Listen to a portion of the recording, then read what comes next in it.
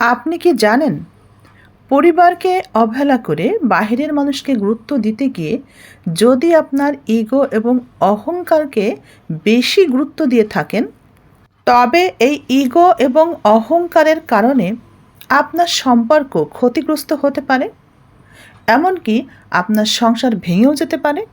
তাই বন্ধুরা, সাবধান! আপনার ইগো বা আপনার অহংকার এমনই একটি ত্রুটি যা মানুষকে ধ্বংস এবং নিঃস্ব করে দিতে পারে। একটা কথা শুনুন, যে মানুষটাকে আপনি এতটা ভালোবাসেন সে ভালোবাসাই বুঝতে পারে না। সে কিভাবে বুঝবে আপনার ভিতরের কষ্টটা, আপনার একাকিত্বের কষ্টটা, আপনার নীরবতার ভাষাটা? আপনি যেভাবেই বোঝানোর চেষ্টা করেন, হাজার বার বোঝাবেন, তবু সে আপনাকে বুঝবে না। আর এই কারণেই আপনি কি করবেন? আপনি একাকিত্বকেই বেছে নেবেন শুধুমাত্র আপনার রবের জন্য। আপনার এই একাকিত্ব সময়টাকেই আপনার রব সব থেকে বেশি পছন্দ করে। আমাদের পাশে যখন কেউ থাকে না, তখন এই একাকিত্বের সময় আল্লাহ থাকে।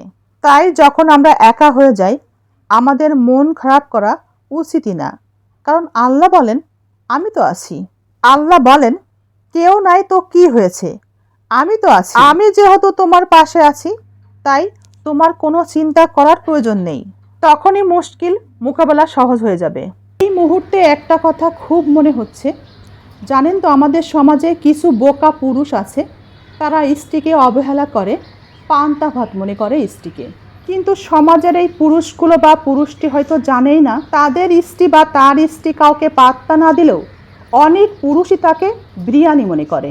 স্ত্রীকে এভাবে অবহেলা করবেন না। বয়স বাড়বে, বয়স বাড়ছে, পস্তাবেন শেষ জীবনে।